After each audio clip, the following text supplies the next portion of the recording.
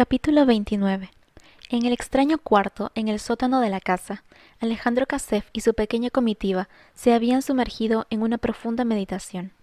Ante ellos, detrás de la banca rústica de madera, se hallaba el hombre fuerte.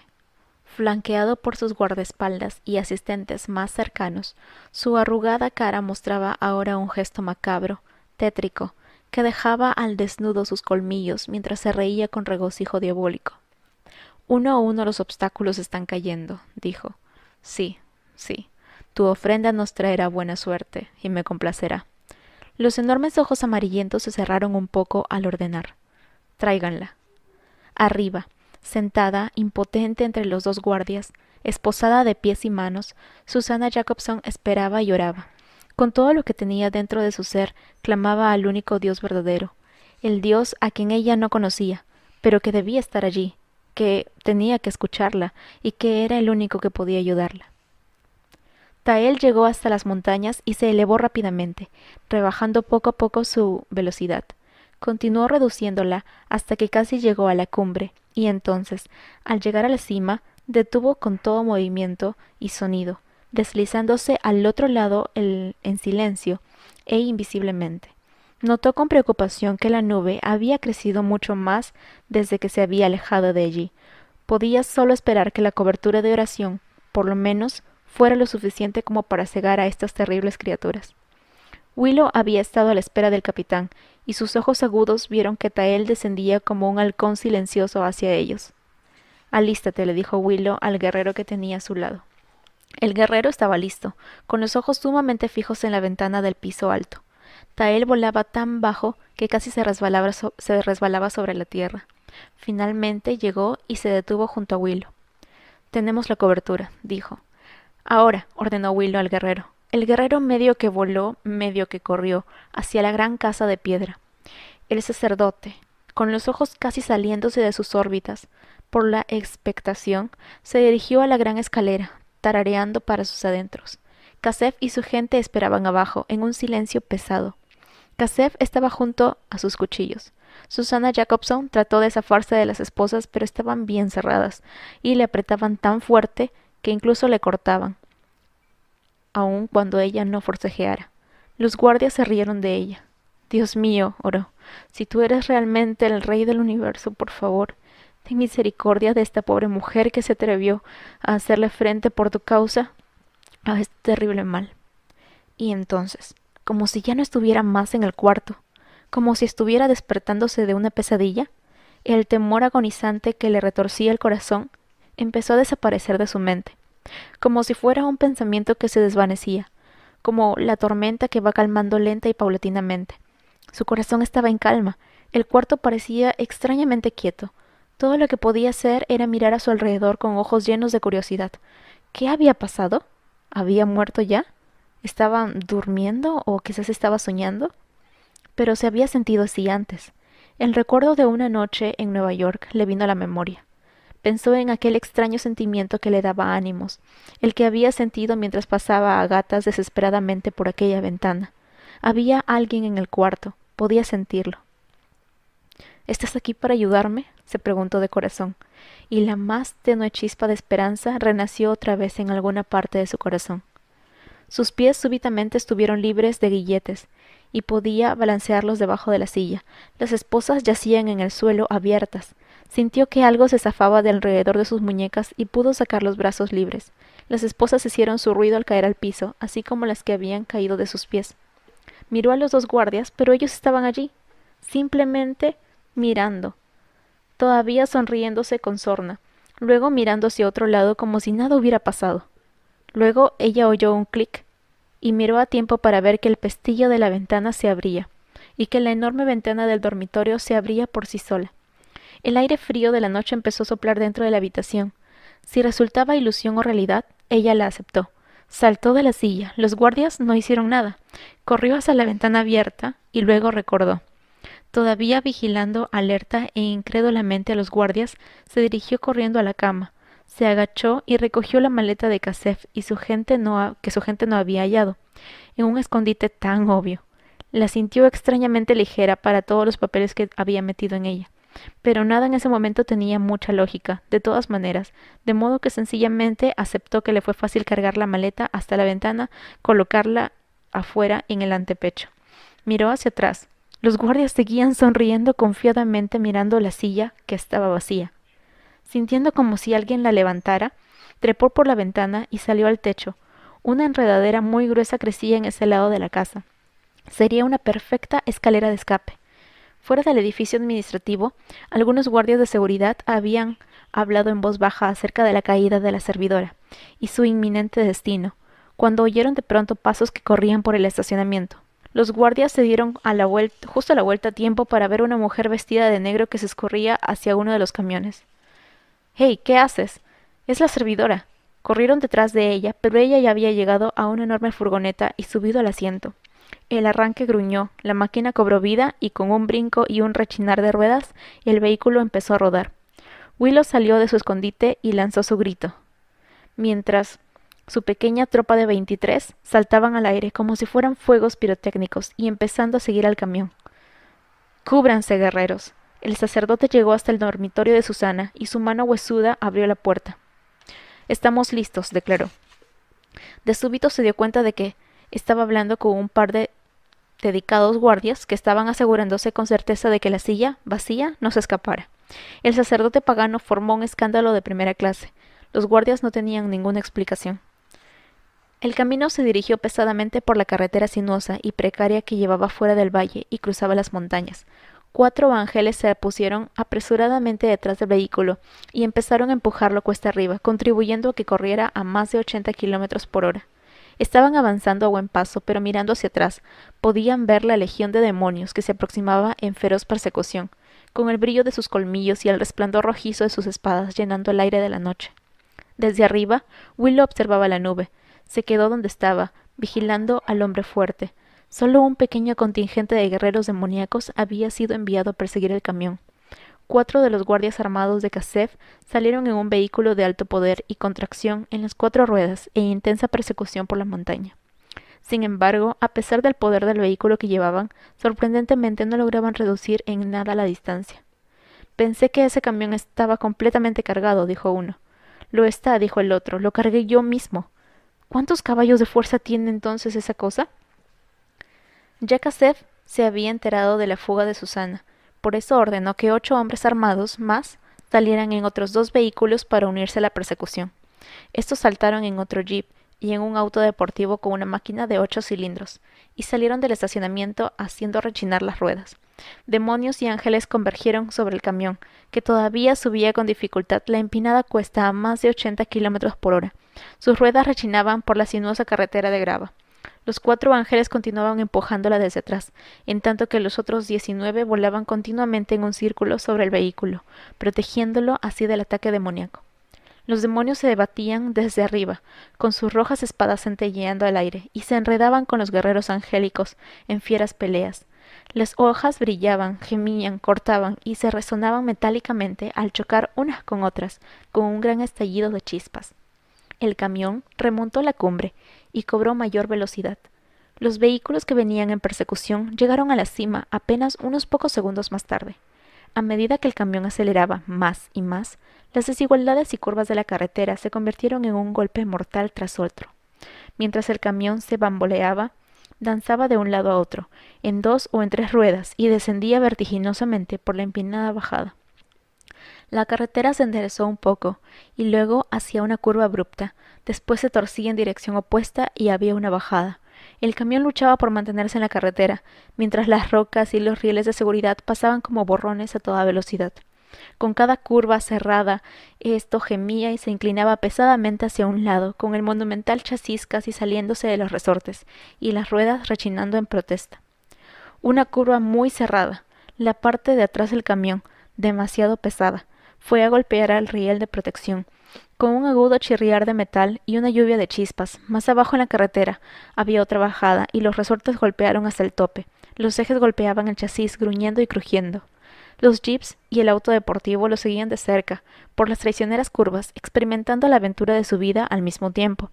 2 de los hombres que en el vehículo más cercano estaban, tenían listos sus rifles de alto poder, pero era imposible disparar con puntería. De todas maneras, dispararon una andanada, solo para asustar más a la servidora. El camión se acercaba a toda velocidad a una curva muy cerrada. A los lados de la vía habían enormes letreros amarillos advirtiendo el peligro y urgiendo a reducir la velocidad. Los 4 ángeles que habían estado detrás del vehículo empujándolo, ahora estaban a los lados del mismo tratando de mantenerlo dentro de la carretera. Willow mismo descendió al instante, esgrimiendo su espada, abriéndose paso por entre los demonios que le interceptaban el camino, hasta llegar al camión.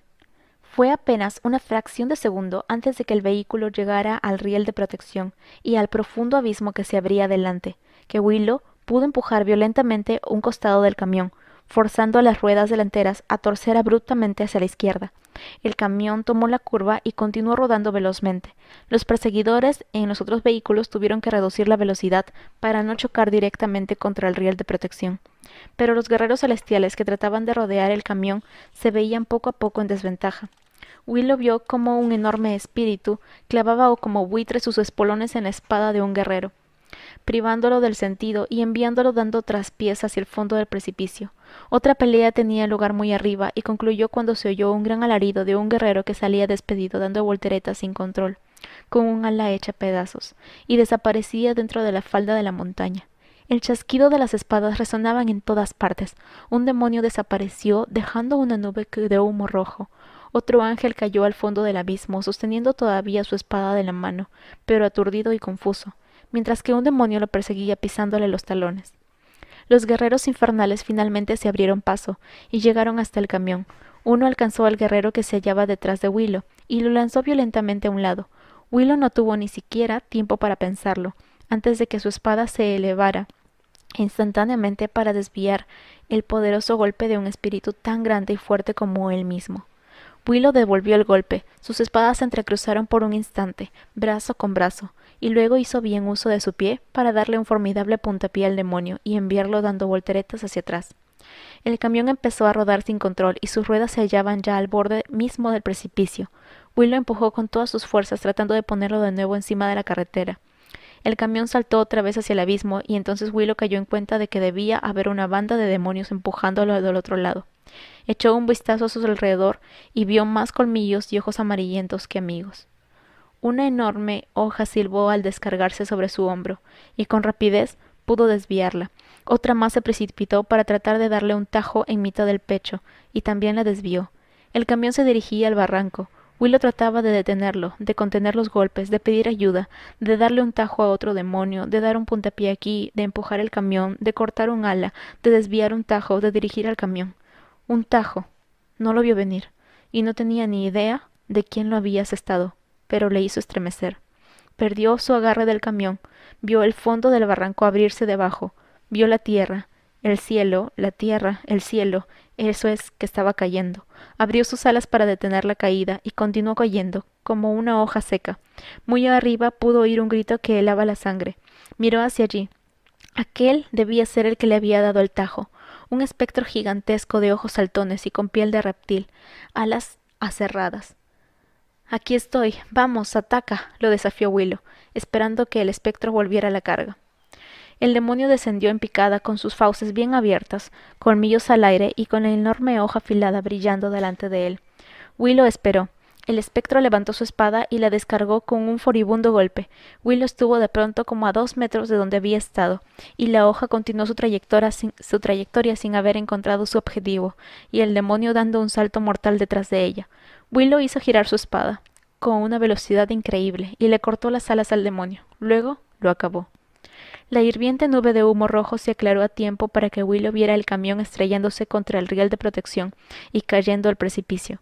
La caída fue tan larga y prolongada que el camión parecía flotar en el aire por una eternidad antes de estrellarse con gran estrépito contra las rocas del fondo, arrugándose, doblándose, retorciéndose, dando volteretas, rebotando como si fuera de papel o un conjunto de latas vacías. Entre tantos sillas, escritorios, papeles y archivos salían despedidos por todas partes. Algo así como 30 demonios revoloteaban por encima o se habían posado sobre lo que quedó del riel de protección para ver la conclusión de su obra. Después de dar vuelta sobre vuelta y quedar reducido a un montón de hierros retorcidos, lo que fue el camión finalmente se detuvo en la base del barranco. Los 3 vehículos que venían en persecución se detuvieron, y los 12 guardias de seguridad que venían en ellos se bajaron sonriendo satisfechos. Willow se metió en una hendedura de la peña para descansar, envainando su espada y mirando al cielo. Muy arriba en el cielo pudo distinguir breves destellos de luz que se dirigían en diferentes direcciones, cada una seguida por 2 o 3 estelas de humo rojo negruzco. Sus guerreros, o los que quedaban de ellos, se esparcían en todas direcciones. Willow pensó que sería mejor quedarse donde estaba hasta que los cielos se aclararan. Él, Tael y sus guerreros se reagruparían en Ashton a tiempo. Rafar continuaba sentado en el viejo tronco, observando la ciudad de Ashton, como un jugador de ajedrez contempla el tablero de juego. Había disfrutado contemplando cómo las piezas y los peones se movían unos contra otros, cuando un demonio mensajero le trajo las noticias sobre el cubil del hombre fuerte y de que la servidora era ramera traidora, había recibido miserable y trágico fin, y de que las huestes celestiales habían salido en fuga. Rafar entonces se desternilló en carcajadas.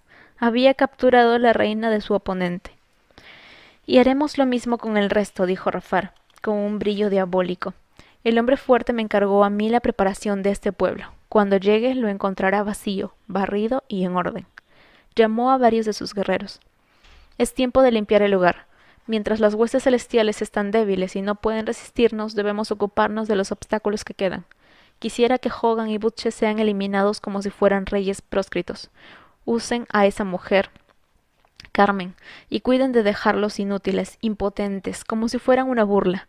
En cuanto a ese Kevin Pasto, sus ojos se cerraron en señal de desprecio. Él nunca será digno de ser presa digna de mí mismo. Vean que alguien lo mate, de la manera que les plazca. Luego infórmenme de eso. Los guerreros salieron enseguida para cumplir sus órdenes. Rafar lanzó un suspiro profundo, medio burlón. Ah, querido capitán de las huestes, tal vez voy a ver mi batalla ganada con otra cosa que no es un dedo levantado, una orden casual o el veneno de mi sutileza. Tu grito celestial de victoria será reemplazado por un gemido lastimero, y mi victoria será alcanzada sin siquiera tener que ver tu cara o tu espada. Miró hacia el pueblo y esbozó su sonrisa más macabra, haciendo resonar sus espolones uno contra otro. Pero ten por seguro, Tael, nos encontraremos.